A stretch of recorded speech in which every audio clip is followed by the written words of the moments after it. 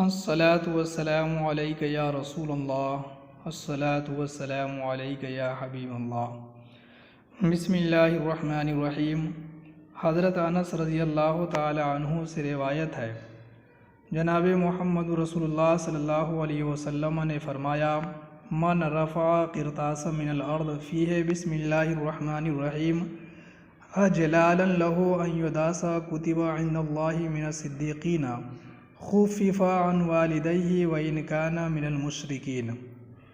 جس نے زمین سے ایسا کاغذ اٹھایا جس پر بسم اللہ الرحمن الرحیم لکھا ہوا تھا اور اس نے یہ کام اللہ کی تعظیم کے لیے کیا، ایسے شخص کا نام اللہ کے نزدیک صدیقین میں لکھ دیا جائے گا اور اس کے والدین کے لیے تخفیف کر دی جائے گی، اگرچہ وہ کافر ہوں یا مشرک۔ ناظرین، حدیث پاک کے تناظر میں ایک بڑا ہی پیارا واقعہ آپ کے حوالے کر رہا ہوں، یقیناً ایمان تازہ ہو جائے گا۔ حضرت بشر حافی علیہ رحمت و رضوان اللہ تبارک و تعالیٰ کے مقرب بندے ہیں۔ جب آپ راتوں میں عبادت کے لیے کھڑے ہوتے تھے تو اتنی دیر تک کھڑے رہتے تھے کہ تھک کر گر جاتے تھے اور پاؤں پر ورم آ جاتا تھا، پھر بھی آپ اللہ تعالیٰ کی عبادت میں مصروف رہا کرتے تھے۔ آپ کے توبہ کرنے کی عجیب و غریب داستان ہے۔ توبہ کرنے سے پہلے بشر حافی شراب کا کاروبار کرتے تھے۔ الگ الگ شہروں میں مختلف شراب کا کارخانہ تھا جہاں شراب بنائی جاتی تھی۔ شراب کے کاروبار سے آپ نے لاکھوں روپے کمائے تھے اور شراب پینے کی وجہ سے خدا کا خوف ان کے دل سے بالکل نکل چکا تھا۔ لیکن فضل الہی تو دیکھیے، جب خالق عالم کسی کو نوازنا چاہتا ہے تو شرابی کو بھی ولی بنا دیتا ہے۔ ایک دن آپ شراب خانہ جا رہے تھے، راستہ میں کاغذ کا ایک ٹکڑا ملا جس پر بسم اللہ الرحمن الرحیم لکھا ہوا تھا۔ جیسے ہی نگاہ پڑی، ادب و احترام سے فوراً اس کاغذ کو اٹھا لیا۔ دل میں خیال آتا ہے، میں اس شان سے رہوں اور میرے رب قدیر کا پاک نام لوگوں کے قدموں کے نیچے رہے، یہ کیسے ہو سکتا ہے؟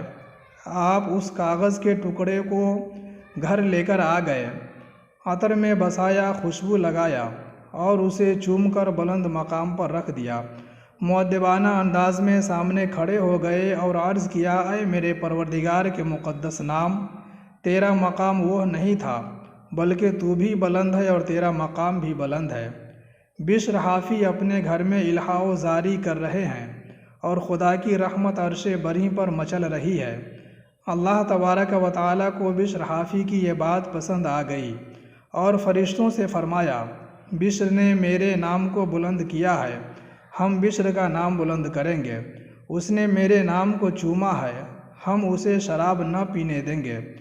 اس نے میرے نام کو عطر میں بسایا ہے، ہم اس کو رحمت کے عطر میں بسائیں گے۔ بشر اب تک شیطان کا تھا، اب وہ رحمان کا ہو گیا ہے۔ مقدر بانٹنے والا مقدر بانٹ دیتا ہے، کبھی قطرہ کبھی پورا سمندر بانٹ دیتا ہے۔ محبت اس کو ہو جائے تو پھر محبوب کی خاطر زمین و آسماں کا سارا لنگر بانٹ دیتا ہے۔ اس کے بعد آپ شراب خانہ تشریف لے جاتے ہیں۔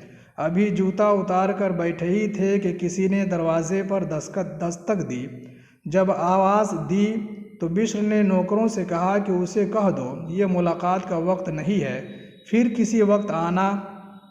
آنے والے نے کہا، بشر سے کہہ دو میں اللہ کا قاصد ہوں اور اللہ کی طرف سے پیغام سلام لے کر آیا ہوں۔ کان میں آواز پہنچی اور دل کی دنیا بدل گئی۔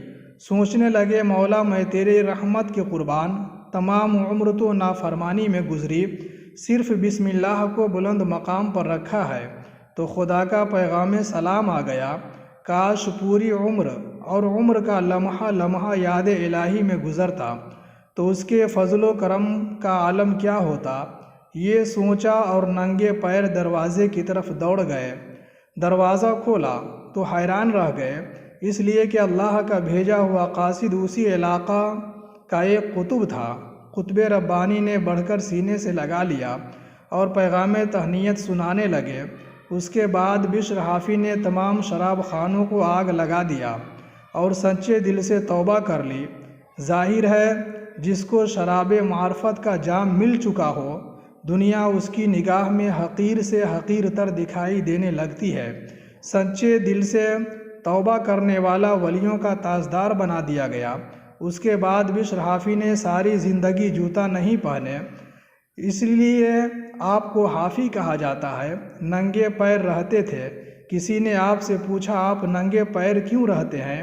آپ نے جواب دیا میں ننگے پیر رہتا ہوں وہ اس لیے کہ جب میرے پروردگار کا پیغام سلام آیا تھا تو اس وقت میں ننگے پیر بیٹھا تھا، شاید میرے خدا کو میری وہی ادا پسند آ گئی ہو۔ کچھ دنوں کے بعد ایک دوسرے نے پوچھا حضور آپ جوتا کیوں نہیں پہنتے؟ اللہ کا ولی جواب دیتا ہے زمین خدا کا فرش ہے اور فرش خدا پر جوتا چپل پہن کر چلنا میں بے ادبی سمجھتا ہوں۔ اللہ کو بشر حافی کی یہ دوسری ادا پسند آ گئی اور اللہ نے اس علاقہ کے جانوروں کو حکم دیا کہ راستہ پر لید اور پیشاب نہ کرے، کہیں میرے بشر کا پیر ناپاک نہ ہو جائے۔ اللہ اکبر۔ وہ بشر حافی جن کے بارے میں اپنے وقت کے امام احمد ابن حنبل فرمایا کرتے تھے، لوگوں جس اللہ کو احمد ابن حنبل مانتا ہے بشر حافی اسے پہچانتا ہے۔ ایک دن کسی آدمی کے ایک چوپائے نے راستے میں گوبر کر دیا۔ شور ہوا کہ لگتا ہے آج بشر دنیا سے اٹھ گئے۔ تحقیق کی تو یہ بات صحیح نکلی۔ وہ مالک ہے جہاں بھر کا وہی قسمت بناتا ہے، وہ مالک ہے جہاں بھر کا وہی قسمت بناتا ہے، نصیبوں میں لکھے جس کے اسے در پر بلاتا ہے۔ خدا کی جب رضا ہو تب عطا ممکن شفا ممکن، کسی کی بنتی تب ہے جب خدا قدرت دکھاتا ہے۔